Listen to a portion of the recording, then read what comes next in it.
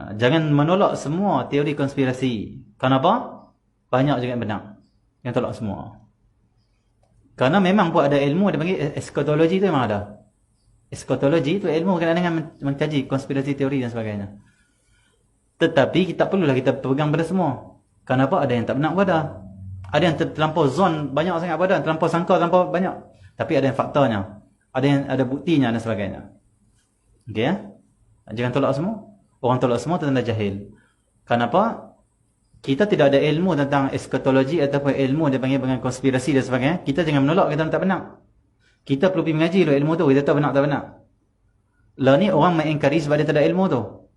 Kita alim, fiqh ke, usul ke, apa saja. Tak kira kita alim bahawa tauhid ke, tasawuf ke. Kalau kita tak ada ilmu tentang mengkaji akhir zaman, kita jangan kutuk orang yang mengkaji akhir zaman dengan konspirasi yang mereka sebutkan. Kerana kita tak ada dalam bidang tu. Kita jahil bidang tu. Kita alim hukum tapi kita jahil bab akhir zaman, realiti, wakil. Realiti yang berlaku lah ni kita tak tahu. Tak sedang siapa mencatur dunia waktu ni. Tak sedang politik-politik yang sedang berlaku di dunia ini. Siapa yang sedang mengubah politik dunia. Siapa yang sedang mengubah itu dan ini. Tak faham itu. Sebab dia mengkaji hukum. Sebab itu kita kena membaca agama. Membaca hadis akhir zaman. Supaya kita tahu realiti yang berlaku. Hukum-hukum tapi realiti. Bagaimana pendirian kita bila menghadapi fitnah yang ada. Dia panggil sunnatul mawaqif. Itu disebut dalam kitab fiqh tahawulat. Kena mengaji sunnatul mawaqif. Sunnah ada dua. Yang sunnatul dalalah, yang sunnatul mawaqif. Sunnah dalalah ni berkaitan dengan dalil. Sunnah mawaqif, bagaimana kita nak menghadapi pendirian kita, nak menghadapi suatu fitnah yang berlaku di depan mata kita. Sebab itu Al-Habib Bakal Al-Adani pernah mengatakan dulu, dia kata apa?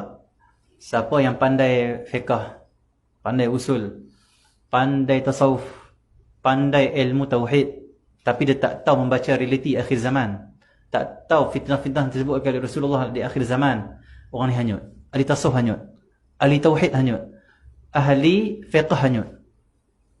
Hanyut bukan sebab tak pandai agama, sebab tak pandai membaca realiti dan bagaimana untuk berpegang dengan agama, berpendirian dalam agama ketika, dan juga memperbaharui dakwah dalam agama ketika mana zaman berubah.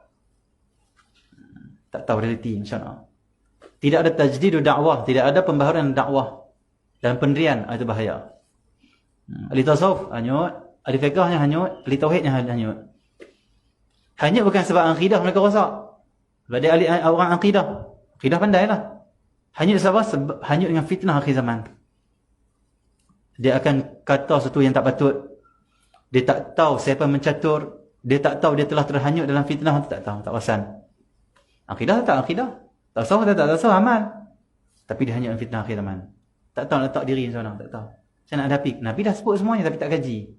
Ilmu tu tak ada. Betul, 4 ilmu ni penting. Ilmu fiqh, itu berkaitan dengan Islam, rukun Islam. Ilmu tauhid berkaitan dengan iman. Ilmu tasawuf berkaitan dengan ihsan. Yang keempat, alamatus sa'ah. 4 ni Nabi sebut dalam hadis Jibril dan disebut Amruddin. 4 ni urusan agama. Allah, Jibril mengajak 4 ni.